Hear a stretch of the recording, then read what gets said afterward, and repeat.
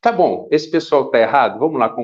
Eu acho que não estão, porque ali é um estado de necessidade gritante. Né? A pessoa precisa sobreviver. O que o ser humano precisa para sobreviver? Precisa de água, ele precisa de comida, ele precisa de um abrigo. Então, assim, é uma necessidade.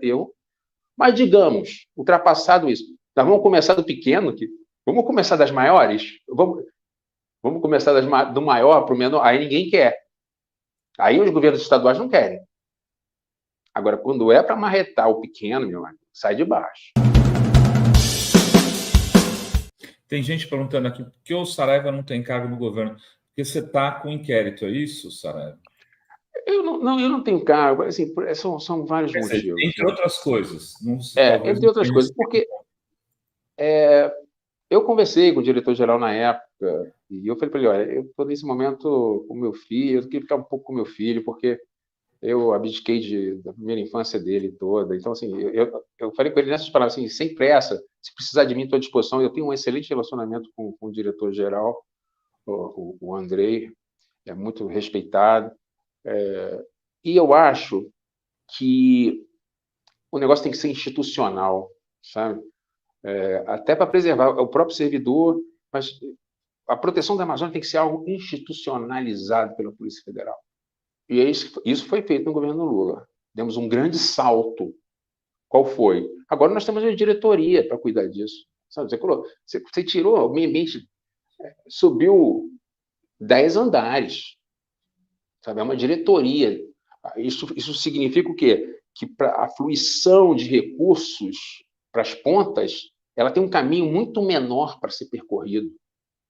Isso já vai se reverter aí em novas bases, em equipamento.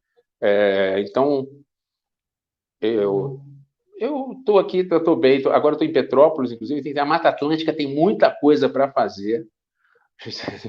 Muita coisa. Nós temos aí problemas ambientais no Rio de Janeiro seríssimos.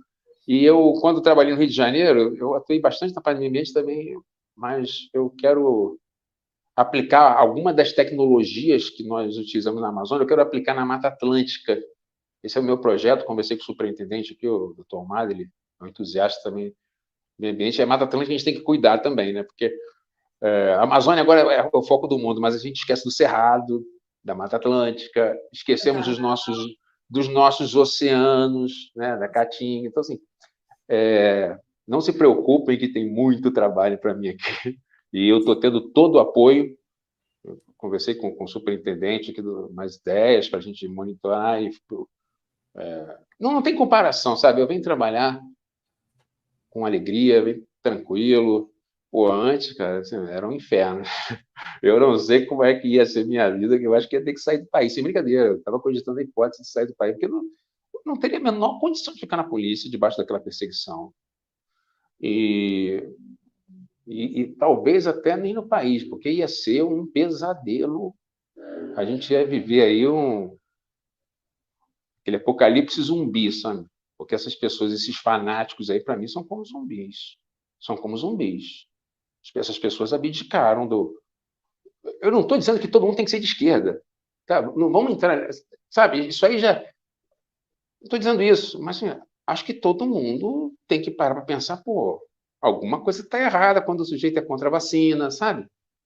Alguma coisa está errada quando o sujeito recebe joias e fica aquele fanatismo. Você não simplesmente as pessoas não aceitam a realidade. Isso é muito grave. Né? Tem um escritor chamado Steven Pinker, que é neurocientista, que ele diz que o fanatismo ele é uma espécie de vírus, um programa de computador de vírus, só que no nosso cérebro. E que ele acaba por deixar inoperantes algumas áreas da nossa mente, especialmente aquelas ligadas à lógica e ao raciocínio. E eu acho que é perfeito o que a gente viu aí. Acho que a gente tem que, como sociedade, aprender a lição, rever a gente conversou, o papel da polícia, né? Que polícia nós queremos? Isso nós queremos. Nós queremos uma polícia baseada em princípios humanistas. Então, nós precisamos criar uma cultura, né, nesse sentido. O policial tem que estudar sociologia, porque o crime é um fenômeno social. Porque senão vamos ficar repetindo sempre a mesma, né, a mesma toada, os mesmos erros, sem grandes avanços. O Brasil é um país onde acontecem muitos homicídios, reduziu no país todo, reduziu um pouco, mas na Amazônia subiu. Você vê como o crime ambiental ele traz ali atrás pedofilia, ele traz homicídio, uma série de outros crimes, né? O fenômeno do criminoso não acontece sozinho, aquela teoria da janela quebrada. Né? Começou um crimezinho, o outro vem, quando você vê, você perdeu completamente o controle da situação.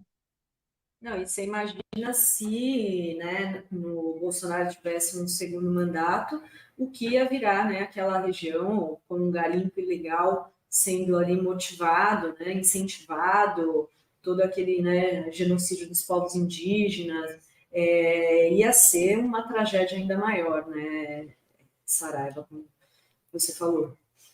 Sim, eu tenho convicção de que os Yanomamis não sobreviveriam a mais um mandato de Bolsonaro. Não sobreviveriam, porque eles ficaram no limite. As imagens foram claríssimas. Tem amigos que trabalharam lá. A situação é caótica. Você imagina mais 4 anos naquela situação. E a gente tem ali um dos maiores desastres ecológicos do Brasil, e talvez um dos maiores da humanidade, aquele derramamento de mercúrio ali nas águas do maior rio do mundo, né? Em termos de volume de água, o Rio Amazonas é o maior do mundo. Como que se joga mercúrio num rio desse?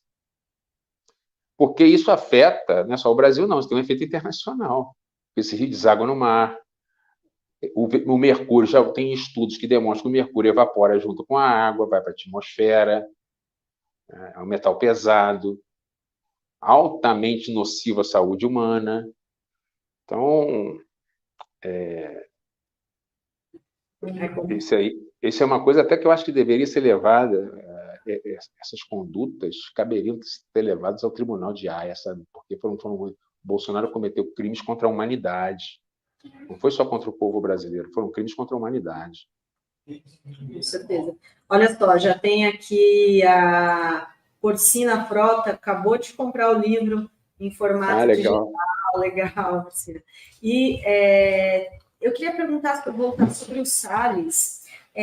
Ele pode ser preso, como que você acha que vai ficar a situação dele? Porque os crimes que ele está sendo acusado dão aí 30, pode chegar até 30 anos de prisão. É muito grave, né? Parece que as pessoas estão falando, mas são acusações sérias, né, Saraiva? Qual que é a sua expectativa em relação a essa investigação contra ele? Olha, a minha expectativa como cidadão é que ele seja preso, né? Eu posso falar tranquilamente que eu não atuei nesse processo, nesse inquérito. Claro, eu acho que ele deveria ser preso porque ele é um criminoso quanto mais, e a segurança jurídica aí ele tem alto poder aquisitivo de intimidação. Então, eu acho que caberia prisão, mas isso depende do juiz, várias circunstâncias, e infelizmente a gente sabe que outro dia teve um julgamento no STF que manteve preso um sujeito que roubou, acho que 2 quilos de arroz, sabe? Foi um voto do Zanin, inclusive, né, Saraiva? O cara roubou meio galão de óleo diesel, de gasolina, um macaco e uma chave de fenda. O valor total daquilo não dava R$100. Em 2. Eles roubaram em 2. Um dos grandes problemas do Brasil é isso. A gente prende muito, mas prende mal. Sabe? Não se cumpre o devido processo legal. O poder econômico tem um poder imenso de influência, e não se cumpriu o devido processo legal, como aconteceu no caso do Lula, é gravíssimo. Porque o básico do básico que existe para você ser julgado por alguém, que alguém seja imparcial. E eu estou sofrendo isso na pele. Entendeu? Claro, guardadas as devidas proporções, né? Eu não sofri o que ele sofreu. Mas assim, é você se sentir julgado, ter certeza, na verdade, julgado por alguém que não é imparcial. Isso dá uma revolta, sabe? Isso é revoltante. E o que a gente vê no Brasil hoje é isso. Eu acho o seguinte, tem que se cumprir a lei. Hoje mesmo eu estava conversando com um colega, assim, a gente estava num trabalho, às vezes não dá, não deu, né? Vamos esperar a próxima. E assim é o jogo processual, é o jogo da lei que deve ser jogado. A gente não pode ficar inventando, sabe? Quando a gente está lidando, não pode ter esse negócio de convicção. Quando a gente está lidando com a liberdade alheia. Porque as convicções, hoje existem vários estudos científicos nesse sentido, a gente é muito conduzido por viés que a gente nem sabe que tem. A gente nem percebe. Então, por isso que existe a lei. Para quê? Para que esse viés que todo mundo tem, para um lado ou para o outro, isso não influencie no seu trabalho, especialmente quando você está lidando com o segundo bem mais precioso de um ser humano, que é a liberdade. O primeiro é a vida, o segundo é a liberdade. Então, aí vai se manter preso alguém por um crime de bagatela e o outro que causou um genocídio, um problema gravíssimo na Amazônia, né? É difícil, né? Em outros países aí, um sujeito desse já tinha saído algemado, com as mãos e pés algemados há muito tempo. Vocês lembram do caso Pimenta Neves, né? Vocês lembram do caso Pimenta Neves, que assassinou a namorada na frente de todo mundo. Sim, vai dizer que se aplica princípio de inocência num caso desse. A lei ela está ali para ter o seu parâmetro, mas também tem que prevalecer o bom senso, né? Eu queria, antes de passar aqui o superchat, eu queria só... a CPI do MST acabou sendo um palco de desinformação, né? E uma dessas desinformações foi quando o Salles quis falar, a gente falou um pouco agora no início da entrevista, quis falar que os desmatadores da Amazônia são os assentados. Eu queria que você falasse até para a nossa comunidade aqui, para a gente, quem é o responsável, quem são os desmatadores da Amazônia? São pessoas ligadas ao agronegócio para explorar madeira, coisa que o MST não faz. E, do fundo, assim, uma mais pura verdade. Eu nunca vi alerta de desmatamento em área de assentamento. Nunca vi. Eu vou dizer que não acontece? Talvez aconteça, mas não dá para comparar, porque senão apareceriam os alertas. E mesmo quando aparece alerta, a gente tem que ter cuidado. Porque os alertas que apareciam, e quando a gente olhar o título, que era emitido pelo INCRA, mas não tinha nenhum assentado lá. Não, e muito menos era pessoa pobre. Então, você não pode considerar isso como um assentamento, porque é um assentamento fictício. Eu estou falando dos verdadeiros assentamentos, onde já eram em áreas desmatadas e tinha produção.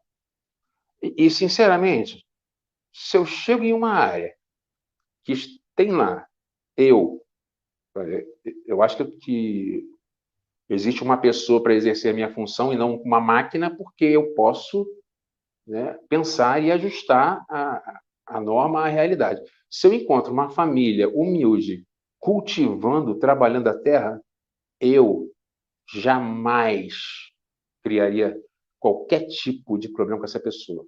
Jamais. Tá? Porque a pessoa está ali ganhando a vida.